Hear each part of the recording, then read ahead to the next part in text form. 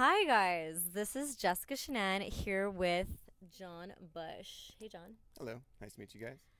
So, I asked John to come over to record this video with me because something happened on my Facebook profile recently. And there are over 100 comments on this one text message that I received from somebody who essentially was asking me out. And the general consensus was it ended up being this battle, obviously, between men and women because that's what happens, right? Absolutely. P.S. We're totally using this lapel mic. We only have one mic, so we're sharing it. Sharing is important in relationships. This is a really cool new relationship. I love it. It is, yeah. So I asked Mike to be here because A, he has a really, really cool story that I want him to share with you that really lends insight into what happened on about that text. And B, because there's a reason that I put that text up there. So I get a lot of texts from all different kinds of people. And the reason why I posted this one was because it really just showed it was this shining example of most people today, and I'll let you correct that if you disagree, but I do find most people today, so I'm talking men and women, and our level of security in ourselves, who we be in the world, who we believe that we are, who we believe that other people are. There are so many layers to this. And really, part of my mission, if not the core mission of what I am working on with my coaching and everything that I put out there, is actually to help people and others, you, develop more confidence, develop greater insight into yourself, into human behavior, into your own thoughts, so that you can actually observe yourself and flip into, not flip, but shift, like slowly shift into who you want to become. Like who is the dream version of yourself, and how do you get closer to that? So, John, I would love for you to share your story, and it's so cool. So I'll hand the mic to you. Sounds good. So, yeah, my name's John Bush, and a few years back, I started this project to perfect my social skills. My goal was to perfect charisma, is the way I called it. Which project? You started this project. Yeah, it was my social skills project. It was just personal development, really. Cool. Okay. And so I went out 10 to 14 hours a day just talking to people. I was determined to just perfect all aspects of human conversation. And after doing that for about 8 months or so, what I discovered was I was going about everything all wrong. I mean, I was doing a great job of making people like me, but what I was really doing was basically just being a chameleon. I would find out what people wanted and then quickly become that person. So they liked me, but they didn't like the real me. And so it was terrible for developing confidence because nobody knew who I really was. So I decided I was going to go about it differently and just start being honest with everybody. I would overshare at every possible opportunity and just talk about all the things that made me insecure, everything I was ashamed of about me, all of the worst stuff. And basically, I just discovered nobody cared. I mean, nothing was a big deal. It didn't really matter anything that I'd done in the past. The reactions were almost neutral, or just surprised that I'd be willing to share it. And then they'd share something way worse. And I discovered that who I Worse. there's a Just lot of judging stuff out now. there. I'm Just kidding. things that's like more extreme, and I was like, Totally. okay. And it's Yeah. like, it was nice to discover that when you're honest with people, they'll just be honest back. And that helped my confidence a lot, because I discovered even after I shared all the things that I wasn't happy with about myself, people actually still liked the real me. And so from there, people would ask me for advice because I was going out so much, and it just kind of eventually became a coaching business where I teach people to be more confident and just kind of perfect their social skills. And then one day I was approached about starting a company named Spear, which is a company that trains men specifically, all the various skills they need in life, financial trainer, social trainer, physical trainer. And so I do the social training as part of that company. I love that. That's such a cool story. I'm also gonna hold the mic right here, so That that maybe sounds we good. can both. This is gonna be this awkward mic moment. That's gonna be totally cool. It It's doesn't feel really awkward to me. fun. Awesome. Okay, so you purposely shared things about yourself that most people would be really embarrassed to share. Most people would never in a million years want probably made public, Right. right? Maybe even your most immediate feelings, like I'm a little bit awkward and feeling a little strange right now, right? Things Mm-hmm. like that. Exactly. It's so fascinating. And what that does, you guys, is it brings down the other person's guard, and it gives them permission to not be perfect. Part of the story that you guys may or may not know about me, I haven't talked about it a ton, is that I'm a recovering perfectionist, and if a guy asked me out, like in the past, there are probably a couple people watching this who know this very well. If a guy asked me out in the past and it wasn't done the way I thought it should be done, I would basically cross them off the list and be like, nope. Just because I guess that meant they weren't man enough for me, or they weren't like something enough. They weren't something enough for me, when clearly it was me not feeling secure in myself, not being enough for myself. So let's talk about this message that I received. Okay. What were your initial reactions to it? It's so hard to get a lot of information out of a text message. And if you don't remember, I can pull it up for you. Well, no, I remember reading it, and I remember thinking, like, I guess I give so much advice that I immediately start thinking, like, well, how could I improve this if someone were asking me, what to send? And so the first thing that jumped out at me is when he called you a professional girl, and I just thought, well, woman is a much safer term, because girl can be considered demeaning by some people. Right. And not everyone thinks that way, because there's this attitude that, like, girls are free-spirited and carefree and fun, and so it can be a positive word, But at the same time, it's a risky word, because you may end up offending someone that feels, especially with the word professional, because professional means business and serious, and girl means the opposite. So what exactly is the message you're trying to convey? That's true, and I actually was dressed very professionally that day, so that's interesting. Yeah. So, and of course, we're reading into something that may not have anything to read into. I mean, we don't actually know his intentions, and that's, of course, the hardest part about all this. Actually, we do know his intentions, and I forgot about this because we were recording with my cell phone. Shoot. I meant to actually send this to you so that we can use your phone to check it out, but I can't even recreate it. Well, I don't know how you usually shoot these things, but it's possible to pause and come back. I mean... Yeah. Okay, you guys, we're going to pause and come back to you. I'm going to clip this just so that you guys can hear what he wrote, because I know that there was a lot of anticipation around that. A lot of people were asking me what was the follow-up, and I have to say I was really impressed, so please hold. And we're back. And we're back. Okay, so we got the text message up for you guys, and a part of the point of this, yes, is to give the example, but the example of what, right? The example of what are we, what am I, what are you as an individual putting out into the world? How are you showing up? How are you projecting yourself? And then also, how are you receiving other people's information? How are you receiving the world? How are you receiving people in person, and things like these text messages, which are so easy to misread, misunderstand. So really, as we talk about this, I really want you guys to reflect on yourself in this situation, less about the actual content, more about the energy of it all. Cool? Sounds good. Awesome. Do you want to read it for us? Sure. So the first one? Yeah. So the initial text was this. Hey Jess, this is Nice Guy from Lunch, from Swami's. I was thinking about how acquiring male clients might be a catch-22 for you, because it requires a level of confidence to approach such a radiant and professional girl. Maybe you should tone down your level of gorgeousness to increase business. Like mess up your hair a bit, haha. Okay, so here's how I would have received that in the past, and here's how I did receive it, being who I am today. How I would have received it in the past, like I said, as a recovering perfectionist and wanting guys to ask things a certain way, and please feel free to chime in here anytime. Okay. How I would have received it was absolutely not. Clearly not very, but there's clearly insecurity there, which, I mean, again, I'm not a guy. I've never asked a girl out, so you can speak into that.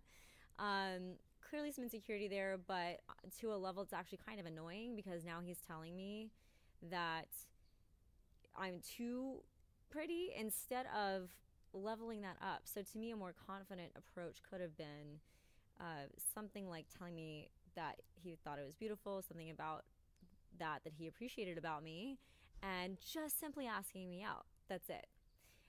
But let's translate this into work, right? Okay. How does this translate into work? How does this translate into when you're going in for a job interview? How does it translate when you're sitting at a table, even with your family, trying to share something that's important to you? Okay, so everybody has like different family situations. Right. So the purpose is not to dissect this particular text messages, it's to kind of see how we're showing up. So I know that when I was at my most kind of when I was very insecure with myself and did not have the confidence that I have today, it was actually really hard for me to express certain things to my family. It was hard for me to have these really important conversations with them because I actually didn't it's not that I didn't know how to express it. I just didn't trust myself with my own words. Right. Right? Do you have anything to say to that? Yeah. Well, one of the things that like just shot out to me right away when you were talking about, I just wish that he would ask me out directly, is a lot of people are taught that women like to play games. And so the first text message that he had was really clearly an attempt to kind of flirt and be playful. But what people don't seem to recognize is that if you assume women like to play games, and so you attempt to try to play games with women, you will turn off all the women that don't like to play games, and you'll be left only with women that like to play games, which will reinforce your philosophy that all women like to play games, because all the ones that talk to you do. But you can always just do the exact opposite.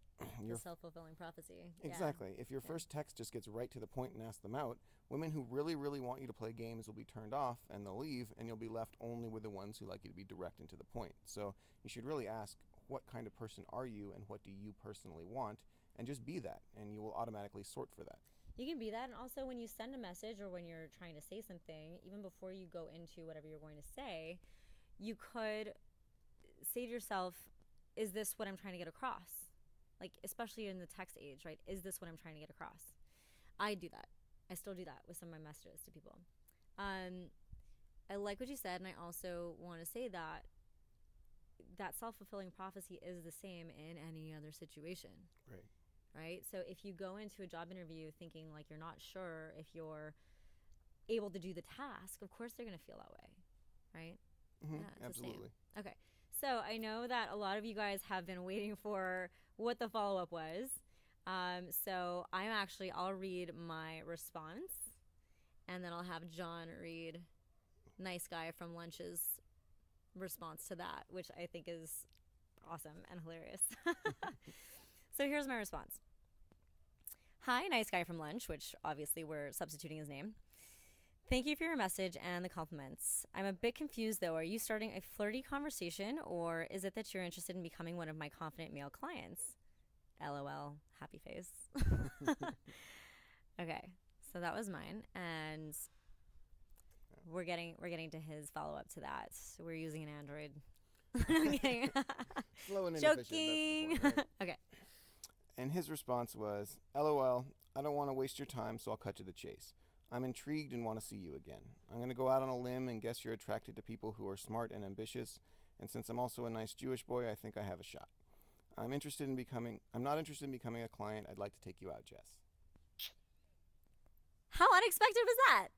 That was exactly what you were looking for. Yeah, it does Right. seem like a complete shift. A huge shift, which is why I was like, okay, he probably saw this whole thread, and everybody was like bashing me, worried that what if this guy sees this thread? I mean, if he's smart, he'll not take it. Well, not if he's smart, but developed. He won't take it personally, and may learn It's something awesome from to get it. that much feedback. You Yeah. got a whole advice of what he was supposed to do. He's like, oh, I'm just going to totally do that. That's what I thought. That's exactly what I was thinking. So, all you guys, I really appreciate your concern for other people or humans. I want you to know that I have the same concern and love for people and don't want to hurt people. But that really was my train of thought was, what if he does see this? Then he may learn something that he didn't know before. And look what happened. So I was very impressed with that shift. I don't know what caused it. I'm going to find out. You can bet your booty I'm going to find out. But what do you like? I love this whole thing is so weird and cool at the same time because we're talking about how this translates into all areas of our lives, and the shift is that easy. The shift is that can be made that quickly, and I've done it. I know a lot of people who are in the personal development world who are just interested in personal development who have done it, and you did it. Right? Like you did this experiment and you're just like, I'm just going to shift. I'm going to shift from completely people pleasing to sharing what everybody doesn't want to hear or what nobody wants to share. Exactly, yeah. The complete honesty thing. You actually mentioned that earlier in the video, talking about insecurities and how they affect us. And people worry about looking awkward a lot. And like, I'm in this situation and I feel uncomfortable and I'm not sure how to behave. And I almost always give the same advice, which is just be honest. I mean, you can almost never go wrong with being honest, even if it means you walk up to the person and say, I feel really awkward right now and have no idea what to say to you, but I knew I really wanted to talk to you. Because, well, And how hot is that, ladies? Come on. I think that's so sexy. well, good. Yeah. And even if they don't find it attractive because it's lacking confidence, it completely eliminates all of the awkwardness, because that's the big issue. When you're awkward, they don't know how to interpret that. There are a lot of terrible reasons why you could be awkward, and you don't know which conclusion they're going to jump to. So it's much better to just say, I'm awkward because you're pretty, versus, I'm awkward because I'm always weird. And they can always jump to that conclusion too. So you're better off just explaining to them, I'm not normally like this. I love it. I'm awkward because I'm always weird. That's actually what goes through our heads, right? If we're talking about men and women here, like, women will, that's why you guys are used to being shut down, right? That is why. Exactly. Because you're not being yourself, and I'm not bashing, right? I completely empathize. I don't know what it's like, but I can feel what it must be like to ask a girl out, and especially someone you're really attracted to. And so many people on the thread commented on how, like, 99% of the time or 95% of the time they know they're going to get a no. So I just love what you're saying. I love what he was saying. I love John's perspective, and but ladies do this. We will judge you on the first shot, because what we're thinking about is, how is he going to show up when he's at dinner with my parents? How is he going to show up when we're out with my friends? And I hate to say this, but it's true. Like that, at least for me, the ladies, you can chime in if you want to, if this is different for you. But when I'm initially meeting a guy or assessing whether or not I want to date a guy, a lot of things are going through my head, and that's one of them. So if you're awkward all the time, it's a reflection on myself, right? Which can be my own insecurity, right? My own insecurity about, like, what will they think of me? Right. And I've completely noticed that in myself. 100% noticed that in myself, you guys. And that is something that once you see, like, when you actually see that you're doing that, and that you are making dating, like, these life decisions, right? This is a huge relationship decision based on what other people think. Like, oh my God, it's such a revelation. I don't know, maybe I had it late, but a few years ago, several years ago. But I remember it well, and it still creeps up on me, and I still have to, like, tell that voice, no thank you, because I really don't want that to determine who I end up with. But that is kind of what goes through our heads. That's what goes through women's heads, and we want a confident, strong man. And when I say man, I don't mean boy, right? So even nice Jewish boy, like, that's never been my thing. Like, yeah, I'm Jewish, but I don't care for that expression. And it just, like, kind of know your audience. And for the women, you also want to see how you're taking that information in. So if you're offended, if you're angry at the initial message, which we definitely got a lot of offended people, right? Definitely, yes. Yeah, you saw that. I did, yes. Not that that's a negative, not that that's a bad thing, but, like, you want to know, like, what you're calling in, and maybe that's perfect for you. Maybe you want a guy who's going to be really sensitive to those things and who agrees with you and is just, like, is whoever you need him to be. In the context of me, since we're talking about me here, sort of. And I think that I do represent a large majority of women who are confident in their skin, who do want someone who is successful, and by that I mean can stand strong in his own ground, has not control, but confidence in his own life. Even if you're a struggling actor or whatever it is, if you have that, like, incredible confidence that you're going to make it, that's so attractive. Yeah, absolutely. Confidence doesn't mean financial success necessarily. Right. It means that you believe that you have it. And you can have confidence way before you've accomplished anything. Yeah. So, what about you? What's the man the man side. The of man this. side of what we're talking about? Yeah, so he flipped a switch. So he flipped a switch, so it definitely seems like he's going in the right direction. Yeah, to a large degree, just I would approach any date with as much honesty as you can possibly muster, and I realize that's a skill that a lot of people haven't really perfected yet. People go into dates with okay, my goal is to make her like me, and so I'm going to put my best foot forward, hopefully not lie, ideally, but at the very least withhold information that might cause you to not like me. And all that's doing is setting yourself up for terrible relationships. I mean, people get together, they want to be in a relationship. You both are looking for happiness, so you're both naturally inclined to be forgiving. And so when you're forgiving and hiding information, the result is you get two people that just are awful for one another who end up trying to make it work. And we've all had this situation. It's why so many relationships are unsuccessful. So the more open and honest and just direct you can be, like, this is what I am, this is what you're likely to be getting into, is this something that you think would make you happy? The happier you're going to be. And so, like, for me, as I was telling her before we started, my goal is for 95% of my first dates to not have a second one, because I want to make sure that they know exactly what they're getting and they're confident that this is something that they would be happy with. We also talked earlier about how becoming confident in yourself is not something that you can read about and learn.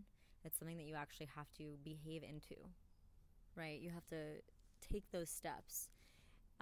This applies to any coaching business, you guys. You have to take steps to get to where you want to go. I definitely want you to speak into that, please. Yeah, it's a very good point. People are like, well, once I'm confident, I'll go out and do this. But unfortunately, you build confidence through practice. So you're not going to be confident before you succeed. You're actually going to be kind of insecure and uncertain of yourself. And so be confident with that little mic. Confident with my little mic. The baby mic. So yeah, you definitely want to just go out and try things and just be okay with failing. I mean, a little bit of progress is success, and the reality is, even if you make no progress, just being willing to face a fear is success. It gets less scary over time, and it's only a matter of time until you're actually able to do all those things that you really wished you could accomplish. Yeah. And again, this applies to every area of your life. It applies to business. It applies to work if you don't have your own business. It applies to what else does it apply to? Every Sports. Area of life. Yeah. Sports, every area of life. So I love that. It's so cool. And where have you, so you're a coach for confidence? Yeah, to a large degree. Social skills generally. Is my specialty. Social skills. Which confidence is a huge portion of that. A huge part. So. Okay, I love that. What is the biggest transformation that you've seen, and how did that person get there? Ooh, that's a very good question. We're going to end on this note. Okay, biggest transformation.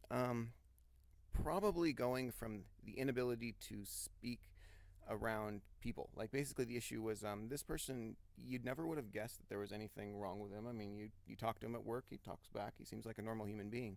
But when he wanted to go out and talk to strangers, he couldn't do it. I mean, he couldn't even say hello to a passing stranger.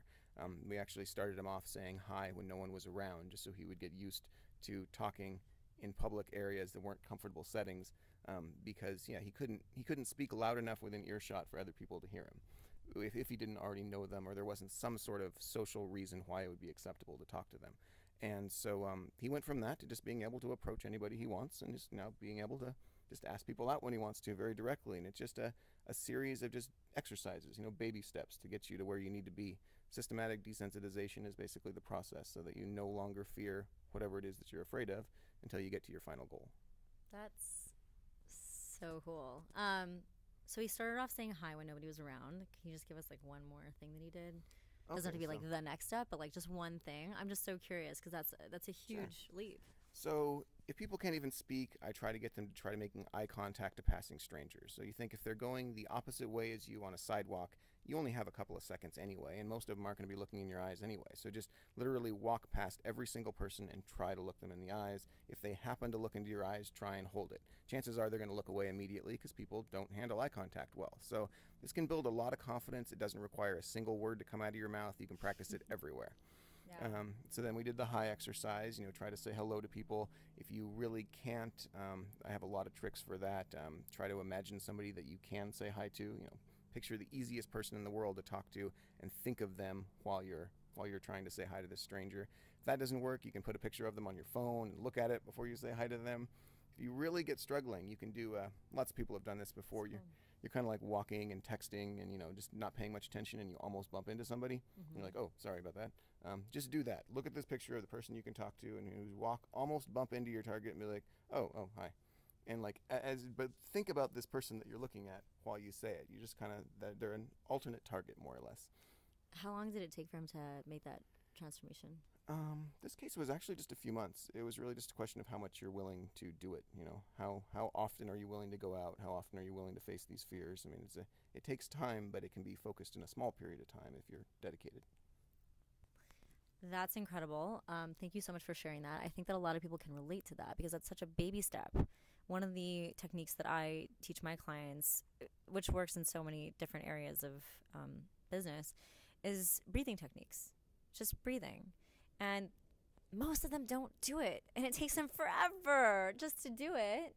And it's the simplest thing. And they don't realize how well it works. And you're saying, say hi when nobody is around. And then that's a stepping stone to getting over a fear. This is transformation, you guys.